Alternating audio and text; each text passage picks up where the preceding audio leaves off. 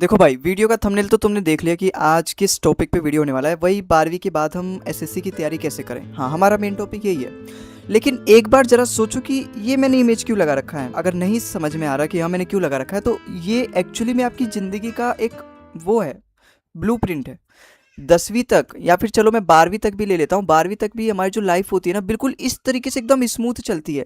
ये बच्चा वही रिलेट कर पाएगा अपनी लाइफ से जो 12वीं पास कर चुका है। जो अब 12वीं के बाद उसकी ज़िंदगी किस तरीके से होगी, कुछ इस तरीके से होगी। मैंने भी बहुत ज़्यादा एक्सपीरियंस किया है। और धीरे धीरे धीरे धीरे धीरे धीरे मतलब जो सोच लेता है 11वीं 12वीं में कि हाँ भाई मुझे ये करना है, वो तो मतलब उसी डायरेक्शन में घुस जाता है। लेकिन 90% बच्चे ऐसे भी हैं जो सुनते हैं केवल कि हाँ हमें पहले ही सोचना चाहिए, हमारा गोल होना चाहिए, एक सपना होना चाहिए, एक लक्ष्य होना चाहिए जीवन में। बस वो सुनते हैं, करते नहीं है कुछ भी। वो उसको सीरियस नहीं लेते। वो जैसे होता है ना कि एक समय उनका दिमाग खोलता है, समय उनका आंखें खोलता है। तो वो 90% बच्चों का हालत तो कुछ ऐसे ही होता है। और 12वीं के बाद रियलिटी है ये भाई। 95% बच्चों, भाई हर किसी का तो बिजनेस थोड़ा ना सेट है, हर किसी के पापा का। तो 95% बच्चों का जो लाइफ है ना 12वीं के बाद, वो कुछ ना कुछ ऐसा ही है। अब ऐसा है, उसको ऐसा बनाना है। मतलब बिल्कुल सीधी तो बन ही नहीं पाएगी इस तरीके से।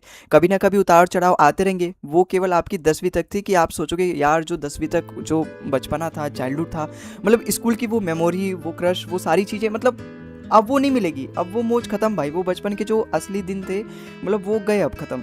अब अगर आप थोड़ा सा और चाहते हो इस वाले से, जैसे अगर आपकी लाइफ है ये, इससे थोड़ा सा और बेटर जाना चाहते हो, तो ये 2-3 साल आपके जो कॉलेज वाले लाइफ है ना, इसको इंजॉय के साथ साथ थोड़ा सा हार्डवर्क भी करो, थोड़ा सा एक लक्ष्य बना के उसके अंदर थोड़ा सा काम करो ना, तो आप कुछ इस तरीके से अपनी लाइफ को बना सकते हो। वरना फिर आपको यही दिखेगा भाई, फिर एक ट्रैप में आप फंस जाओगे। फिर वही 9 से 5 की ज़िंदगी, काम करना पड़ेगा, 15-20 हज़ार की नौकरी, 2 बच्चे, एक मियाँ बीवी, वही वाली फैमिली। मतलब हमेशा फिर संघर्षमय जीवन रहेगा। तो अगर आपको कल को बनाना है, तैयार करना है, तो आज कुछ ना कुछ हार्डवर्क करना पड़ेगा। डेफिनेटली आज आपको खुद को समय देना पड़ेगा। ठीक है, वो कहते हैं ना खुद पे खर्च करो, लोग कल तुम्हारे बारे में सर्च करेंगे। तो खुद पे खर्च करना पड़ेगा। तो उसके लिए हमें कई सारे सपने देखने होते हैं कि हाँ आईएएस बनना है, आईपीएस बनना है, बिजनेस करना है, सीए बनना है। अलग अलग एग्जाम्स होते हैं उसके लिए। उसमें से एक एग्जाम है, उसमें से एक फील्ड है सरकारी नौकरी का, जो कि बहुत ही बेटर है, बहुत ही अच्छी। अगर आपको नौकरी करनी है ना, तो सरकारी नौकरी करो, वरना बेचो तरकारी। मतलब वो वाला आपने कहावत सुनी है ना, भाई हम करेंगे तो सरकारी नौकरी, वरना बेचेंगे तरकारी, मतलब खुद का बिजनेस करेंगे। तो वही वाली चीज़ है। या तो आप सरकारी नौकरी में आओ, वरना अगर आपको कुछ करना है तो अपनी लाइफ में तो खुद का कुछ स्टार्टअप करो। तो अगर जिन बच्चों को नौकरी करना है उसके लिए एसएससी वाली फील्ड सबसे बेटर है। क्लास 10th के बाद ही, मतलब क्लास 12th के बाद ही बहुत अच्छी अच्छी अपॉर्चुनिटीज़ आपको यहाँ पे देखने को मिलेगी। एसएससी में कई सारे ऐसे पेपर होते हैं, जैसे सीएचएसएल हो गया, है ना। ध्यान से सुनो, ये सीएचएसएल हो गया, स्टीनोग्राफर हो गया, जीडी हो गया, एमटीएस हो गया। एमटीएस तो 10वीं लेवल पे होती है, बस आपकी एज 18 साल के ऊपर होनी चाहिए। तो ये सारे ऐसे ऐसे एग्जाम पे जो 12वीं के बाद ही एक और हालांकि इनमें पोस्ट कम होती है। पोस्ट कम का मतलब पोस्ट जो होती है थोड़ी सी लो लेवल की होती है। हालांकि उसमें भी सैलरी आपकी 40,000 प्लस ही होती है। और 40,000 प्लस सोचो 12वीं के बाद ही मिल जा रही है आपको, 1 साल मेहनत करने के बाद, थोड़ा सा प्रिपरेशन करने के बाद, तो कम नहीं है भाई। ठीक है, बहुत अच्छी सैलरी होती है और इवन एक आरामदायक नौकरी होती है। प्राइवेट में 40,000 देंगे ना, आपको एकदम आम की गुठली की तरह चूस लेंगे और फिर तब भी 40,000 देने में बहुत ज़्यादा नखरे दिखाएंगे। लेकिन वहीं सरकारी नौकरी में आपको 40,000 एकदम आराम करने की नौकरी, मतलब एकदम आरामदायक नौकरी रहेगा, और उसके 40,000 आपको मिलेंगे। और ऊपर से रिस्पेक्ट अलग सोसाइटी में, है ना। लड़की नहीं, लड़की के पापा भी आके पूछेंगे बेटा मेरी बेटी से शादी कर लो। ठीक है, तो इस तरीके की चीज़ें आपको देखने को मिलेंगी, है ना। तो और जो भी आप आज सोच रहे हो वो सब आपको पॉसिबल होता हुआ लगेगा। अभी तो केवल सपना लगता है ना, वो बाद में फिर रियल होगा। तो उसके लिए लेकिन कुछ करना पड़ेगा, रगड़ना पड़ेगा, घिसना पड़ेगा भाई। ठीक है, कार्बन को भी जब घिसते हैं ना, तब जाके डायमंड बनता है, तब जाके उसकी वैल्यू बढ़ती है। तो उसके लिए तो घिसना पड़ेगा। देखो, अब उसी घिसने के लिए मैं आपको यहाँ पे बताऊं कि 12वीं के बाद अभी अभी जब आप थोड़ा सा मेच्योर हुए हो, सारे हार्मोन थोड़े थोड़े डेवलप हो रहे हैं, तो हार्मोन को थोड़ा सा कंट्रोल करके और ये थोड़ा सा आगे बढ़ने की सोचो लाइफ में, तो उसके लिए कैसे क्या करें। तो उसके लिए अगर मैं 12वीं के बाद बोलूँ, जो एसएससी के एग्जाम है, इनके लिए प्रिपरेशन कैसे करें, कुल मिला के मुद्दा इस वीडियो का ये है। कैसे प्रिपरेशन करें, क्या होना चाहिए गाइडेंस। देखो आज के जीवन में ना डिस्ट्रैक्शन इतना है। यूट्यूब पे जाओगे, सोचोगे कौन सी सीरीज में फॉलो करूँ, कौन से टीचर से पढ़ूँ, कौन सा सब्जेक्ट पहले पढ़ना चाहिए, कौन सा कोर्स लूँ। बहुत बहुत ज़्यादा डिस्ट्रैक्शन है। तो सबसे पहला पॉइंट तो यही है ना कि आप उस डिस्ट्रैक्शन में मत फंसना। सबसे पहला पॉइंट यही है कि आप उस डिस्ट्रैक्शन में मत फंसना। सबसे पहले आप जिस भी एग्जाम की तैयारी करोगे 12वीं के बाद, तो यही है, यही 4-5 एग्जाम है, तो आप सबसे पहले इनका अपना टारगेट बनाओ, या फिर एक टारगेट मन में रखो सीजीएल का। ठीक है, सीजीएल पे ये ग्रेजुएशन पास होता है। अगर आप 12वीं के बाद कुछ ना कुछ ग्रेजुएशन तो करोगे, बिना ग्रेजुएशन के तो नहीं रहोगे। तो अगर ग्रेजुएशन करते तो ग्रेजुएशन करो और साथ में इस एग्जाम की तैयारी करो। सीजीएल में भी वही सारे सब्जेक्ट आते हैं, ये मैथ हो गया, रीजनिंग हो गया, इंग्लिश हो गया और जीके जीएस हो गया। यही चारों सब्जेक्ट आपके कुल मिला के घुमा फिरा के हर एसएससी के एग्जाम में यही चारों सब्जेक्ट पूछता है। तो एक प्लस पॉइंट है आपके लिए।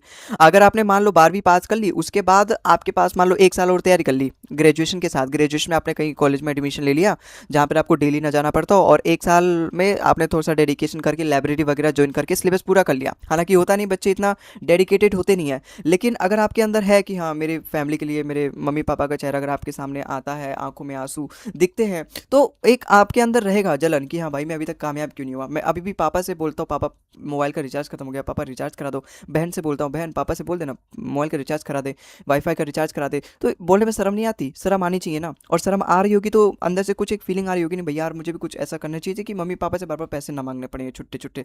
मम्मी 100 रुपये दे दो, वहाँ जाना है दोस्त को घुमाने ले जाना है उसको। ठीक है, तो ये सारी चीज़ें से बचना चाहते हो तो आपको देखो मेहनत करनी पड़ेगी। और किसी भी फील्ड में, तो अगर अभी आपने ये वाली फील्ड चुनी है तो ग्रेजुएशन कर लो। ग्रेजुएशन के साथ साथ जो 1 साल है, फर्स्ट ईयर है, उसमें मज़े मारने के अलावा, मज़े मारने को छोड़ के इस 1 साल में थोड़ा सा सिलेबस वगैरह पूरा कर लो। मैं टीचर्स भी आगे वीडियो में बताऊंगा, इवन बता भी रखा है, सर्च करोगे तो मेरे चैनल पर मिल जाएंगे आपको।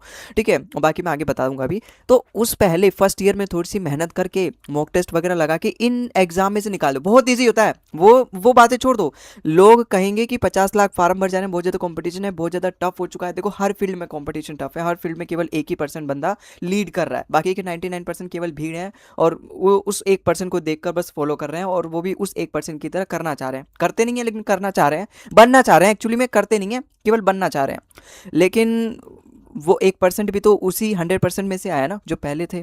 तो आपको भी धीरे धीरे धीरे धीरे हार्डवर्क करके एक समय ऐसा है कि आप उस 1% में पहुंच जाओगे। मैं सिलेक्शन वाले की बात कर रहा हूँ।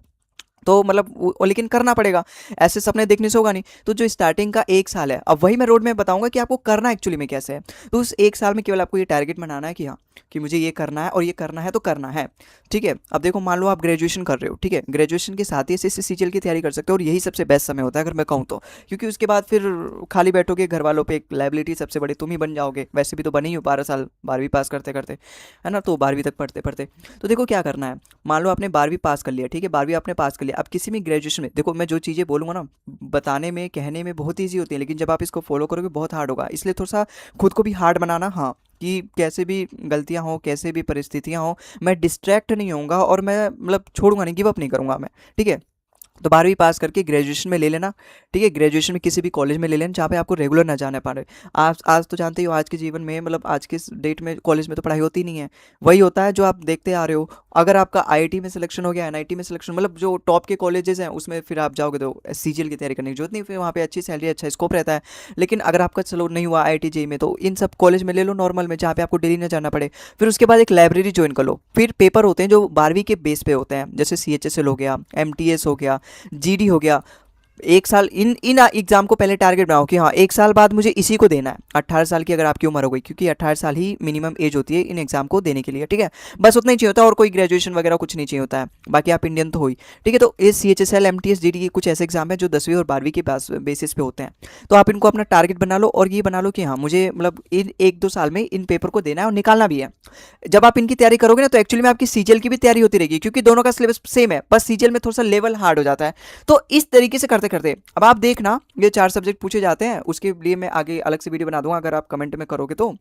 थोड़ा सा मैं कुछ रखता हूँ कि हाँ 50 कमेंट्स अगर आ गए ना इसके ऊपर, देखो भाई कमेंट करोगे तो एक हमें लगता है कि हाँ इसकी ज़रूर डिमांड है, और हमें इसको कंटिन्यू करना चाहिए आपकी बताने के लिए, आपकी हेल्प करने के लिए। तो अगर आप इस वीडियो के ऊपर 50 कमेंट कर देते हो कि हाँ कि भैया ज़रूर वीडियो लेकर आओ, वो कैसे प्रिपरेशन को आगे बढ़ाएं, कैसे और अच्छे से करें, हमें थोड़ा सा गाइड की ज़रूरत है, तो मैं ज़रूर अगली वीडियो लेकर आऊँगा इसी पर। ठीक है, तो इन एग्जाम को टारगेट बना के आप अपने ग्रेजुएशन में साथ साथ तैयारी कर सकते हो, और निकाल भी सकते हो। और सोचो ग्रेजुएशन में ही आपकी एक नौकरी निकल गई, नौकरी पर जा रही हो, साथ में किसी दिन कॉलेज भी जा रहे हो, और फिर सीजीएल की भी तैयारी आपकी चली रही है। भाई जब आपकी नौकरी लग जाएगी तब आपका कॉलेज में उतना काम का महत्व रहेगा नहीं, उतना समय देना नहीं रहेगा, केवल नौकरी, और नौकरी भी एकदम आरामदायक, तो आप सीजीएल को भी समय दे सकते हो, क्योंकि उतना हार्ड नहीं होता सीजीएल, क्योंकि सिलेबस दोनों का सेम है, बस थोड़ा सा लेवल हार्ड है। उसके लिए आपको केवल मॉक टेस्ट वगैरह पर थोड़ा सा ज़्यादा फोकस करना है पीवाईक्यूज के साथ।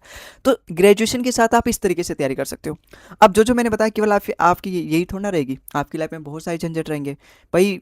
इतने सारे झंझट हैं कि हाँ दोस्त भी हैं, उनको समय देना होता है, पार्क जाना होता है, फिटनेस होता है, खुद को सोने का समय देना होता है, और बाकी आपकी बहुत सारी फ्रेंड्स भी होती हैं तो उनको भी समय देना होता है। तो भाई देखो, अगर आप चाहते हो ना हर पॉइंट पे ठीक हो जाए तो ऐसा नहीं होगा। ये एक ऐसा समय है ना, गोल्डन टाइम है भाई। आपका जो बचपन था वो सबसे ज़्यादा गोल्डन था, अब ये वाला सिल्वर है, अब इसके बाद ब्रोंज वाला टाइम आएगा, मतलब वही जवानी और बुढ़ापा वाला। तो गोल्डन समय तो आपका गया, अब आप कुछ कर नहीं सकते, टाइम मशीन लगा के पीछे नहीं जा सकते, बचपन फिर से नहीं जी सकते।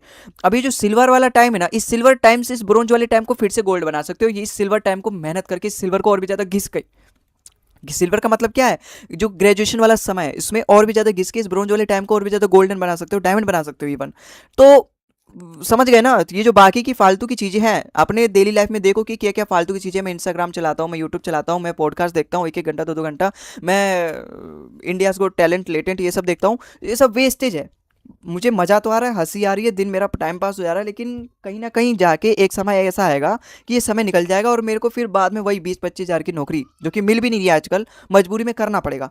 तो वो सब चीज़ों को अपने ध्यान में रख के आज आपको घिसना पड़ेगा। तो इन सारी चीज़ों को देखो और थोड़ा सा सीरियस हो जाओ, और ग्रेजुएशन के साथ ही कुछ ना कुछ करके और निकाल लो भाई। मैंने कई ऐसे देखे हैं, मेरे दोस्त भी हैं एक, उन्होंने एसएससी जीडी ऐसे ही निकाला है। सोचो, अभी उनका ग्रेजुएशन भी पूरा नहीं हुआ लेकिन एसएससी जीडी का रिजल्ट आ गया और उनका सिलेक्शन हो गया। हालांकि उनका तीसरी बार में सिलेक्शन हुआ है, लेकिन हुआ तो है ना भाई। 12वीं से उन्होंने स्टार्ट कर दिया था और ग्रेजुएशन के सेकंड ईयर में उनका सिलेक्शन हो गया था। सोचो, हुआ थर्ड अटेम्प्ट में था लेकिन ग्रेजुएशन के सेकंड अटेम्प्ट में ही हो गया था।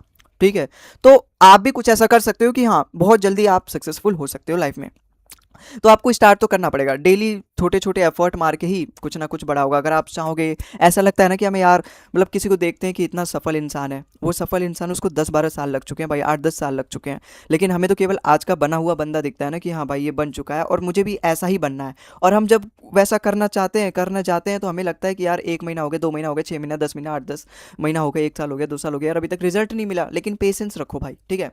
एक समय, एक आपको मतलब एक दिन जरूर सफलता मिलेगी। सफलता एक दिन में नहीं मिलेगी लेकिन एक दिन जरूर मिल जाएगी, और वो दिन ज़्यादा दूर नहीं रहता है ना। वो बस आपके थोड़े बहुत वो इकट्ठा होते रहते हैं, बैंक में जमा होते रहते हैं, और एक ही बार एकदम बूम की तरह आप सक्सेसफुल हो जाओगे। और उसी को लोग कहेंगे ओवरनाइट सक्सेस, रातों रात ये सफल हो गया, उसी को लोग कहेंगे।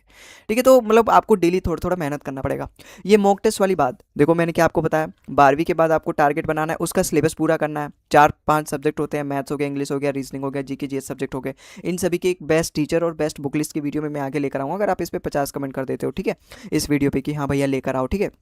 तो ये 4 5 सब्जेक्ट होते हैं, किन टीचर से पढ़ना होता है, किन बुक से, वो सब मैं बता दूंगा आगे की वीडियोस में। और उनसे पढ़ के बस ज़्यादा ज़्यादा मतलब कई तरीके के प्लेटफॉर्म्स हैं आज के जीवन में, आज के डेट में बहुत सारे कंपनीज हैं, बहुत सारे कोचिंग्स हैं, लेकिन आपको किसी भी एक कोचिंग को चूज़ करना है बस, और फिर उससे कहीं भी नहीं जाना। यूट्यूब पे बहुत ज़्यादा डिस्ट्रैक्शन है, बहुत ज़्यादा लोग हैं पढ़ाने वाले, और बहुत ज़्यादा मतलब बहुत ज़्यादा भीड़ चुकी है भाई पढ़ाने वालों की भी। तो उसमें अगर पढ़ोगे तो बहुत ज़्यादा डिस्ट्रैक्ट हो जाओगे, आपको बार बार ढूंढना पड़ेगा, ये भी बेस्ट है, ये भी बेस्ट है, ये भी बेस्ट है, तो वो सबसे ज़्यादा डिस्ट्रैक्शन तो वो है। तो किसी एक चीज़ पे फोकस करके, किसी एक कोचिंग को पकड़ के, एक कोचिंग का मटेरियल पकड़ के उसी पे फोकस करके सिलेबस को कंप्लीट करके और मॉक टेस्ट लगाना है जितना ज़्यादा हो जाए, और पीवाईक्यू की बुक वगैरह खरीद लेना और उसमें से केवल आपको पीवाईक्यूज लगाना है। लेकिन पहले पीवाईक्यू की बुक मत खरीद लेना, पहले वो क्लास क्वेश्चन देते हैं उनको सॉल्व करना, फिर उसके बाद पीवाईक्यू की बुक की जरूरत पड़े तो खरीद लेना। 4 सब्जेक्ट की जरूरत नहीं पड़ती, किसी किसी की जरूरत पड़ती है, जैसे मैथ वगैरह की, रीजनिंग की इनकी जरूरत नहीं पड़ती, इंग्लिश की जरूरत नहीं पड़ती, और जीके जीएस की भी उतनी जरूरत नहीं पड़ती, क्योंकि इसमें नोट्स वगैरह आप बनाते हो और बाकी क्लास क्वेश्चन से हो जाता है, और पीवाईक्यूज आपके मॉक टेस्ट में मिल जाता है। मैथ की थोड़ी बहुत जरूरत पड़ती है, ज़्यादा प्रैक्टिस करना पड़ता है, तो खैर आपका मॉक टेस्ट ही काफ़ी है। ठीक है, तो ये सारी चीज़ें हैं जो कि आपको करना पड़ेगा अपने कॉलेज लाइफ में, अगर आप कॉलेज के बाद ही सक्सेसफुल होना चाहते हो तो आपको डिसिप्लिन तो दिखाना पड़ेगा भाई। स्टार्टिंग के 6 महीना 1 साल दिखाना पड़ेगा, उसके बाद जब आपकी नौकरी लग जाएगी फिर तो मजे मजे, फिर तो बाहर में जाए कोई नहीं पूछेगा भाई तू क्या कर रहा है क्या नहीं कर रहा। आप बस इतना बता दो कि भाई सरकारी नौकरी है, या फिर कोई भी बाद में पूछेगा, ये नहीं पूछेगा कि तुम्हारी कितनी गर्लफ्रेंड थी कॉलेज लाइफ में, कि तुमने कॉलेज लाइफ में अपनी लव स्टोरी सुनाओ, कोई नहीं पूछेगा बाद में। अभी पूछ रहा है तुम्हारा दोस्त कि भाई तेरी गर्लफ्रेंड है कि नहीं, लेकिन बाद में नहीं पूछता भाई। बाद में तुम्हारे रिश्तेदार, तुम्हारे दोस्त, तुम्हारे बड़े लोग वो यही पूछेंगे, और भाई क्या कर रहा है, कितना कमाता है, और कैसे, कहाँ रह रहा है, यही सब पूछेंगे भाई।